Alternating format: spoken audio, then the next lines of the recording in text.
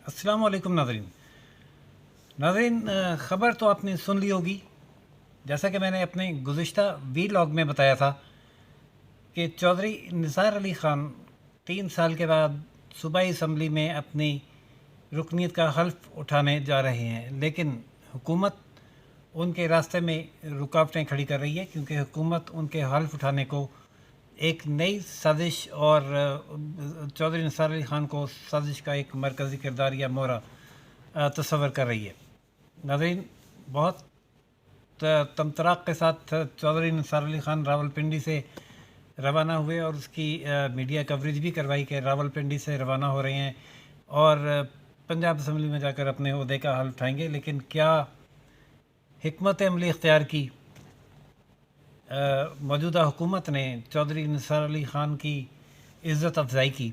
इसको आप चाहें तो इस लफ्ज़ को रिवर्स कर लें कि वहाँ ना स्पीकर साहब थे और ना डिप्टी स्पीकर साहब, और जो पैनल ऑफ चेयर के लिए जो रुकन मंतखब किए जाते हैं ऐसी सूरत में इजलास चलाने के लिए, उन्होंने ये कहकर माजरत कर ली कि हमारा इख्तियार नहीं है, हम आपसे हल्फ नहीं ले सकते।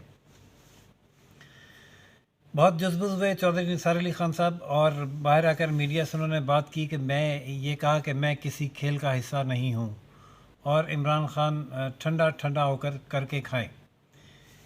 मरीम नवाज़ साहिबा के बारे में जो ये बयान दे के गए थे कि मैं मरीम नवाज़ की क़यादत में काम करने के लिए तैयार हूँ, मरीम नवाज़ इस मौजू पर मुकम्मल इस सिचुएशन पर ख़ामोश हैं।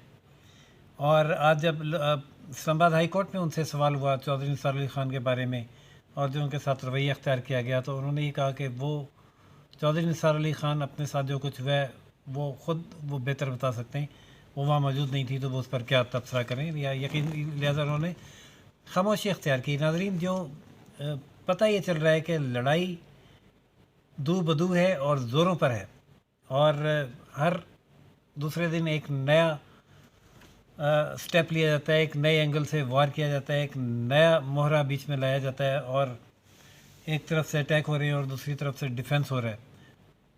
अज़हर सैयद साहब का एक दफ़ा मैंने आपको कॉलम पढ़ के सुनाया था, बहुत काट होती है उनके उस कॉलम में, तमाम वाक़यात का अहाता करते हैं और बताते हैं कि क्या हो रहा है और क्या होने जा रहा है। ऐसा ही एक कॉलम उन्होंने फिर अपने वेब न्यूज़ पर जारी किया, मैं आपको सुनाता हूँ। और इस कॉलम के आखिर में शहबाज शरीफ केस का भी जिक्र है। वो पढ़ने के बाद में आज जो सुप्रीम कोर्ट में मियाँ शहबाज शरीफ के केस में हुआ, जो बैरून मुल्क जाने की इजाज़त से मुतालिक था, उसमें जो गवर्नमेंट की अपील है सुप्रीम कोर्ट में, उसकी तफसील से भी आगाह करूँगा। नाज़रीन, नवाज़ शरीफ का बोझ, ये टाइटल है जो अज़हर सैयद ने कॉलम लिखा। उसमें वो लिखते हैं कि मियाँ नवाज़ शरीफ के बोझ से निजात हासिल करने वाले सब जलील और रुसवा हो गए। चौधरी निसार कहता था कि 34 साल नवाज़ शरीफ का बोझ उठाया, आज सूबाई असम्बली में अपना थूका चाटने गया लेकिन हल्फ ना उठा सका। ये अल्फाज हैं कॉलम के, सख्त हैं शायद और शायद थोड़े से गैर महज़ब, लेकिन मैं कॉलम में तब्दीली नहीं कर सकता, एज इट इज़ सुना रहा हूँ। मियाँ नवाज़ शरीफ ने मालकान के साथ मिलकर मोहतरमा बेनज़ीर भुट्टो का वोट बार बार चोरी किया और बार बार इसकी कीमत भी अदा की। यूसुफ रज़ा गिलानी के ख़िलाफ़ काला कोट पहनकर मियाँ नवाज़ शरीफ ने जो आखिरी किरदार अदा किया, उसकी कीमत भी चुकाना पड़ी। नाज़रीन, ये तमाम जो बातें, ये किरदार सामने आए, और चाहे वो नवाज़ शरीफ के थे या मियाँ बेनज़ीर का वोट चोरी करने के थे या काला कोट पहन कर जाने के थे, ये किसी के एमा पर थे, ये उन्हीं के एमा पर थे जिनके एमा पर चौधरी निसार अली ख़ान साहब आज गुज़िश्ता रोज़ हल्फ उठाने गए थे। इसलिए अज़हर सैयद ने इनका तज़किरा किया।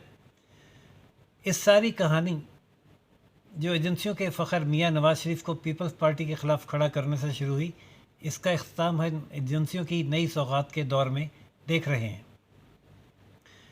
मियाँ नवाज़ शरीफ को जो इज़्ज़त व एहतराम और वक़ार हासिल हुआ है, हम समझते हैं कि वो पाकिस्तान से इनकी मोहब्बत और पाकिस्तान की तरक्की के लिए इनके अखलास का फल है।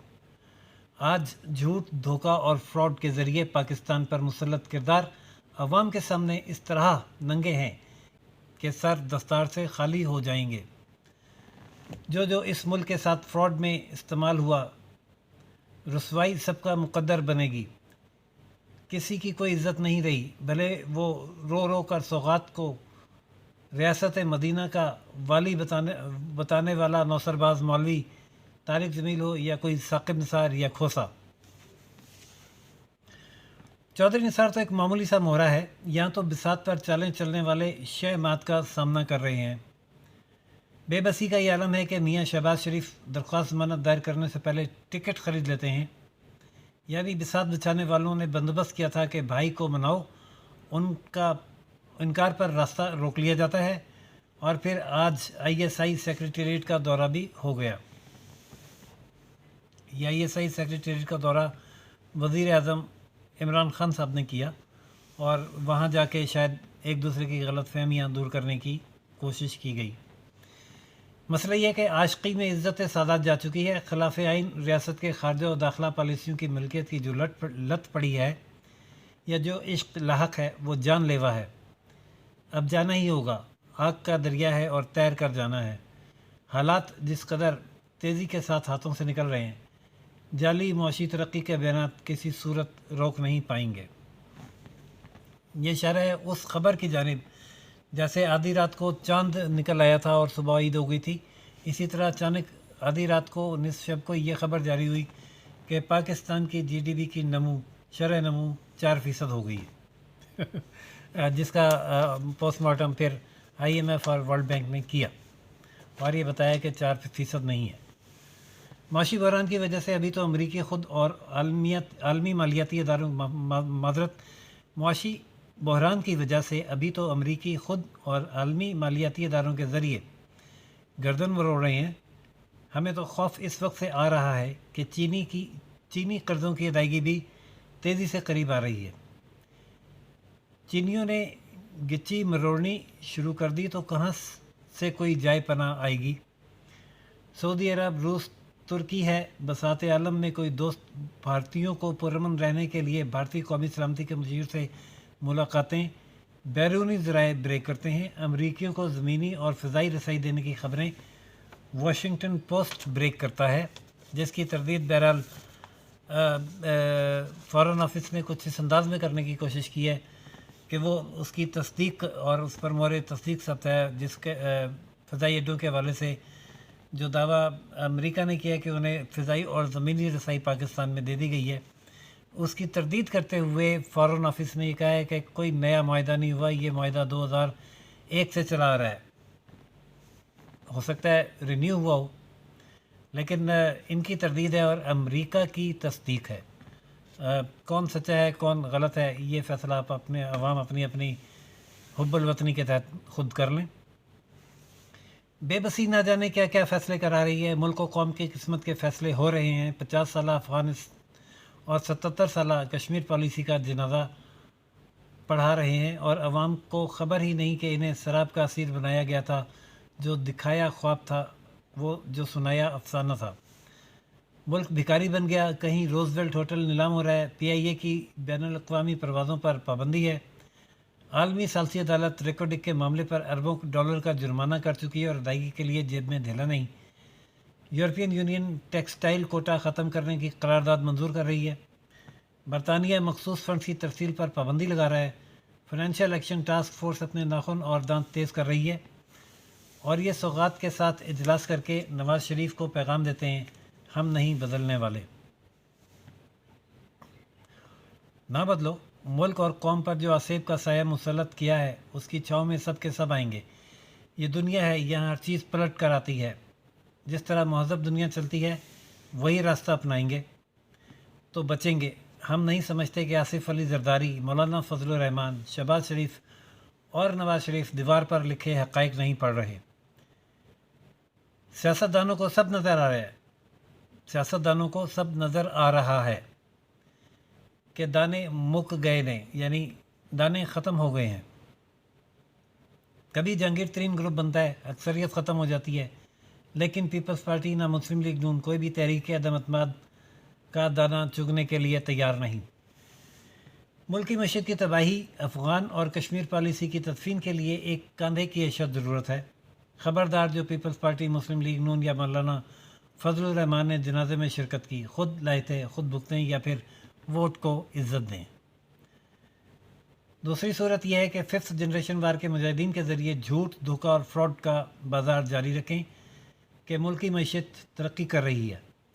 درجنوں یوٹیوبر برساتی مینگو کی طرح ایک ہی وقت میں ٹر شروع کر دیں کہ میاں نواز شریف پر لندن میں حملہ کی کوشش نہیں کی گئی، بلکہ وہ تو ایک بیلف تھا جو کورونا کی وجہ سے منہ چھپا کر عدالتی کارروائی پر عمل درآمد کے لیے آیا تھا۔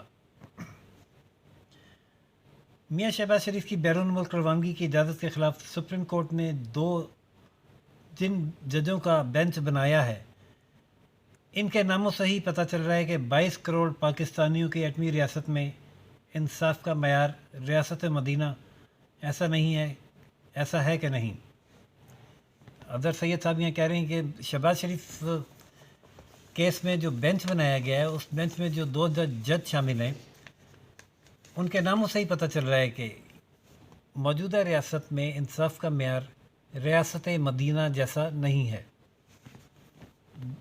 جسٹس اعجاز الاحسن اور جسٹس سجاد علی شاہ پر مشتمل بینچ نے آج ابتدائی سماعت کی، حکومت کی جانب سے اپیل کی، جس پر عدالت نے یہ استفسار کیا کہ جب شہباز شریف نے اپنی پٹیشن واپس لے لیا تو پھر اس اپیل کی کیا ضرورت ہے۔ اس پر عدالت کو بتایا گیا کہ شہباز شریف نے لاہور ہائی کورٹ میں کنٹمپٹ پٹیشن فائل کی ہے اور کنٹمپٹ پٹیشن کے ذریعے اس پر عمل درآمد ہو سکتا ہے۔